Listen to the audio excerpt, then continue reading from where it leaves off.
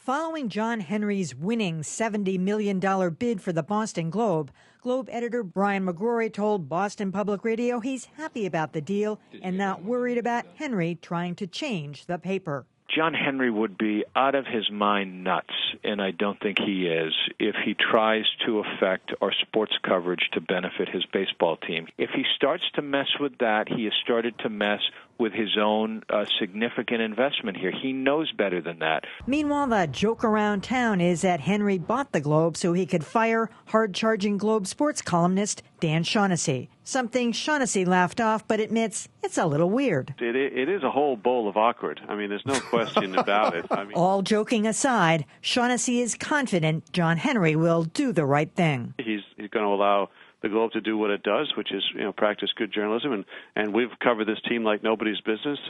And when good things happen, it's all good, and when bad things happen, it's not so good. And I expect it to be that way, and hope we have a wonderful run under new ownership. A sentiment everyone shares. And joining me now is regular Beat the Press contributor Dan Kennedy. Welcome, Dan. Thanks, Emily. Well, you had early rumors on this. I'm curious, Dan, why you think the New York Times Company chose John Henry over some of the other local bidders? Well, I think there's two reasons. First of all, there's a business reason, and at least according to the Globe's own reporting, although some of the other bidders were offering more money, John Henry had the least complicated bid. It was, here's $70 million in cash. Please give me the Globe. And that was very appealing to the New York Times Company because it just made everything go much faster, no complications, no complicated financial maneuvers. I think the other reason is a legacy move. The Times Company does not want to be seen as having cast the Globe adrift and selling it to somebody who might really diminish the paper. John Henry seems potentially like a very good steward. He's established himself as a local guy. He has very deep pockets, so there's no particular reason that he would need to start cutting the paper. And he's shown a fair amount of civic mindedness. So I think when you put those two things together, John Henry seemed like a fairly logical choice. The New York Times put the Globe in an awkward position, though. I mean, it acquired the Boston Globe in 1994 or 93, maybe it was, and then bought an interest in the Red Sox, 17%.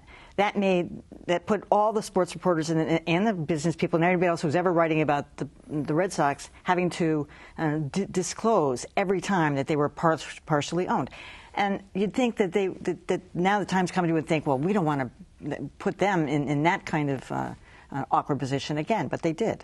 Well, they did, but I think that anyone they sold it to would have had some significant business interests that would create a conflict of interest or the appearance of a conflict of interest.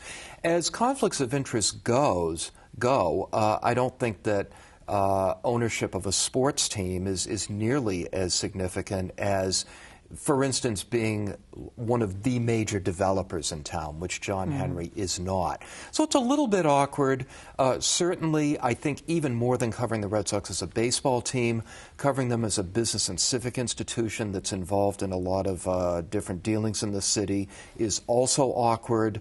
But, they're going to have to find a way to navigate this. But if it was a different owner, they would have to find a way to navigate other conflicts. Not that John Henry needs the money, but he's going to have to do something to, revive the business model here.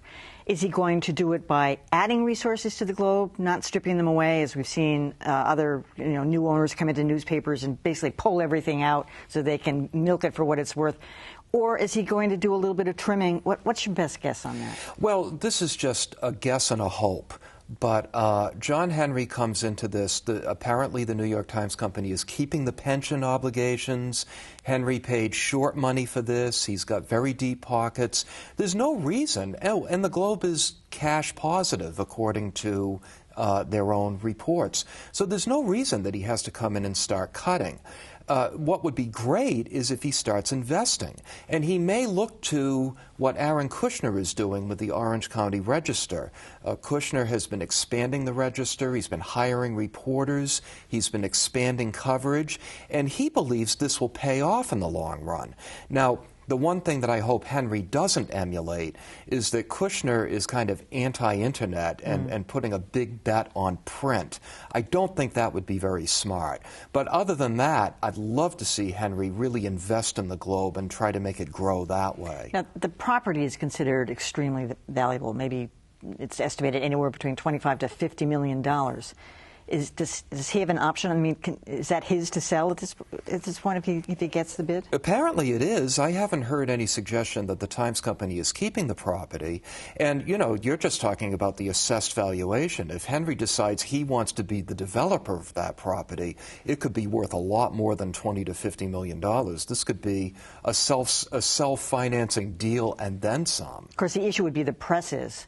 So the question is there some more sophisticated way to print the Globe rather than using these old-fashioned presses? Is there anything? Well, I don't know. I mean, the Globe has built a very nice business for itself in recent years, printing other newspapers. It prints the Boston Herald.